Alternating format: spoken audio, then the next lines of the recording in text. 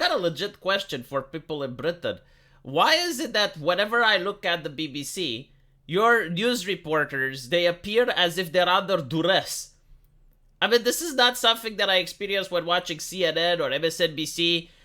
Their news anchors, they're a lot more relaxed. Every now and then, they even smile. I kid you not. But when I look at the BBC, look, it's like the 20-yard stare. It's like the Germans are attacking. It's like, lady, blink twice if you're in any under duress. Like, let us know. It's not okay if anyone is putting duress on you. It's not good. Like, who else is in the studio with you? But then there's another question. Comments have disabilities. Like, I know we champion inclusivity, and being disabled is a protected group, but, like, do we need to apply it to the comments? Like, we must make the comment section a protected group as well. Why do they fear the peasantry? Like, why do they fear that I may actually move the mouse, click here, and write something in the comment section? What are they so afraid that my little keyboard can do to their massive news conglomerate? Is this what the BBC is? Like, we just need your voices. Just give us your voices and shut the fuck up, because we don't care what you have to say. We are fucking better than you. Huh? Is that it? Anyway, right, let's listen to this.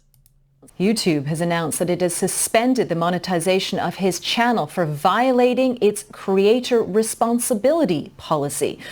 Russell Brand denies the allegations. Well, let's get more on this with our correspondent Vincent McAviney, who's outside the headquarters of the Metropolitan Police in London. Vinny, what more can you tell us? Well, Russell... See, even Vinny is like this. Like, even Vinny has the BBC look, which is genuinely being scared and terrified. Again, like, I do not notice this on the MSNBC channel, and I do not notice this on the CNN. It's just on the BBC. And the way they're talking as well, like, did you notice this? Like, the inflection in their voice is not natural, like a normal person talks. They're talking as if they're describing the apocalypse. Like, no matter what the news segment is, it can be kitten has been rescued by the firefighters off a tree. They will describe it in such a way that it sounds like the apocalypse has taken place. And this is, again, like, it's only specific to the BBC. Even The Guardian doesn't do it. It's just weird. Like, I would like to know why. Russell Brand might have disappeared from more traditional media outlets over recent years, and he's no longer in Hollywood films, but he's built a huge following across social media on the likes of Instagram, Twitter, and YouTube. He has millions. I love how they're presenting it, right? It's like he's the puppet master. Like, he manipulates the public. You know, you are in your house, but then Russell Brand reaches through the roof and peers into your brain, and now mind controls you like a puppet, making you watch his Instagram. No, it's like the people that want to watch this content. Like, this is what it is about, right? It's average people that want to watch Russell. I will tell you why they want to watch Russell, by the way. It's very simple. The first time I saw this man, I'm not really that familiar with this content, but the first time I saw it was during the pandemic. And he wasn't saying anything out of the ordinary. Like, he wasn't bringing any new information to me. He was saying the exact same shit that I would have heard the taxi driver tell me, or the hairstylist, or, you know, any average person that you would talk with on the street. It was literally the same what Russell was saying.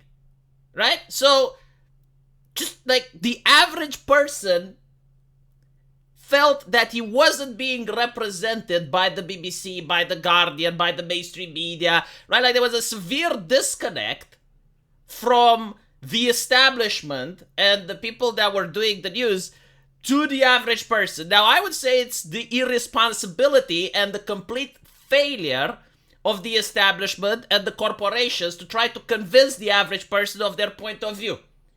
And because of that, people who weren't convinced felt that they were not represented. And we're talking about hundreds of millions of people here, right? So they had people like Russell Brand that would resonate with what they were thinking.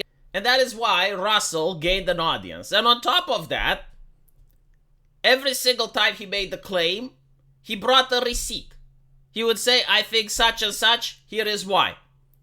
His comment sections does not have disabilities. So if he said something that was factually incorrect, people would be able to comment. They would be able to express their opinion. So again, the peasantry didn't feel marginalized because their opinion didn't matter. So he had a comment section, and then he doesn't speak with this voice, right? Like, he doesn't speak as if he is a journalist. He speaks like a normal individual.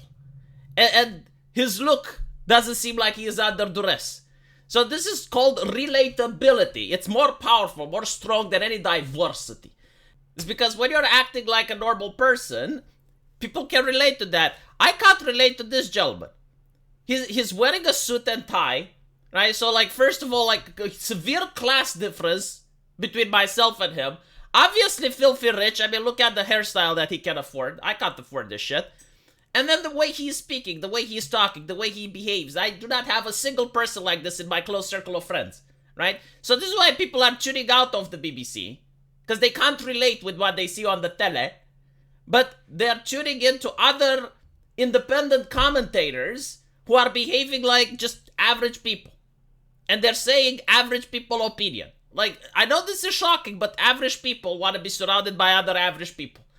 You know, not everyone wants to be the high class. No. And by the way, there is this huge disconnect between the high class and the average people, that the average people are just turned off. It's like they have like their own culture that just can't even resonate with what the average people are experiencing. And it makes sense, right? Like, I don't think this individual is worried about not being able to pay rent. I don't think that this individual is worried about if his cat gets sick, how will he have money to take it to the vet?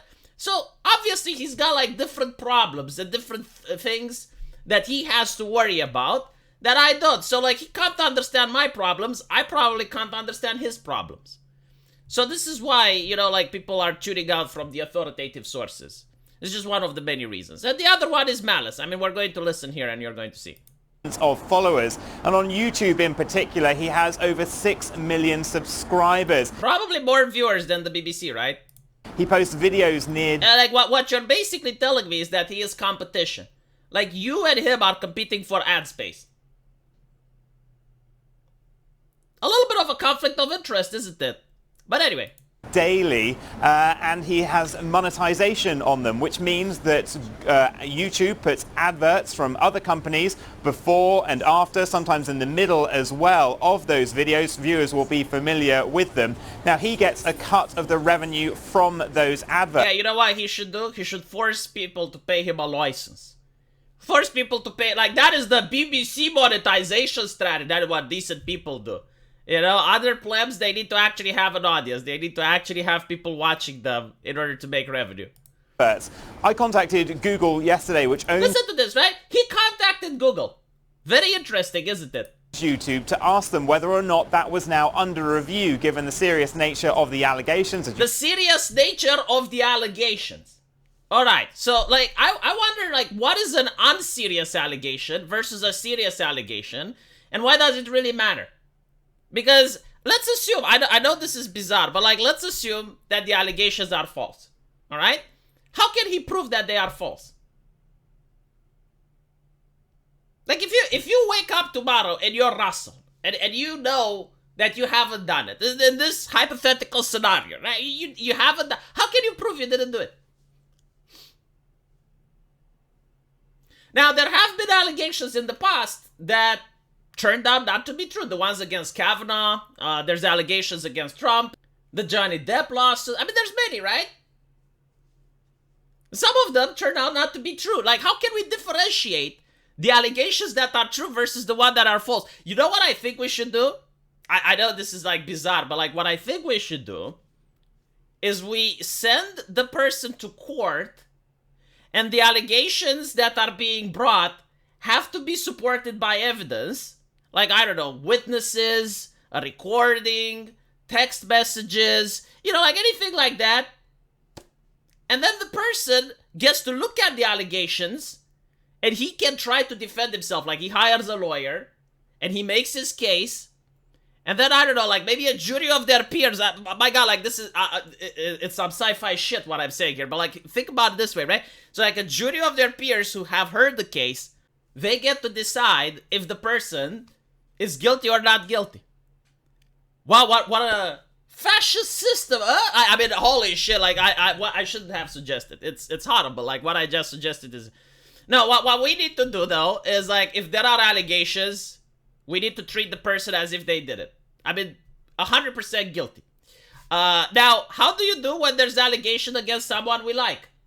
So, for example, the Hunter Biden laptop, or, I don't know, allegations against the election. What we can do in that situation is we get social media to ban anyone talking about them, right? If you don't talk about the allegations, then they don't exist. So what Russell needs to do, he needs to get a divorce, and then he needs to marry an American. He can probably marry even another man, right? Because now we have, like, more progressive times, so...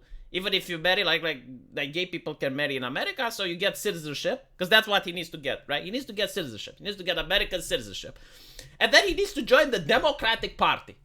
And once he becomes a Democrat, all these allegations will go away. I guarantee you. I guarantee you. Like, this is my take.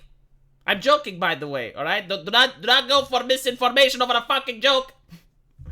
But, like, yeah, no, like, this is what I'm noticing. That there is a trend with right-wing speakers of getting allegations, right? We're not getting convictions. We're not getting any, no, allegations with no burden of proof whatsoever. If you try to defend yourself, it's because you're guilty. If you don't try to defend yourself, it's because you're guilty. And the consequences seem to be getting fired, getting demonetized, getting ostracized.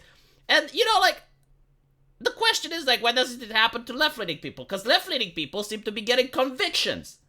Like, I have noticed that a lot of male feminists, to the point where it's a meme now, have been getting convicted over stuff, right? Like, it's not just like they're getting allegations, no, they're getting convictions. But when they're getting convictions, the media isn't that interested. Right? Like, you don't get like a 24, like, how many days of coverage did we get with Russell so far? Or how many days of coverage did we get with Andrew Tate? Or how many days of coverage did we get with Stephen Crowder? When journalists from CNN... Or from the New York Times or from other publications get in trouble, barely a fucking peep. Barely a fucking peep. Like, maybe you get like one day or a news segment and that's it, right? So I'm noticing it's alright. So, like, first, like, Stephen Crowder, Sargon Khan, Russell, Alex Jones. It's like almost every single right-wing commentator, the moment they get popular, there's allegations. Interesting. Now it's also with Jordan Peterson. And Jordan Peterson is now being investigated into his license. His psychology license. It's like, what the fuck? Like, it's hard not to notice. Anyway, let me know what you guys think. And as usual, I will see you in the comment section. Take care.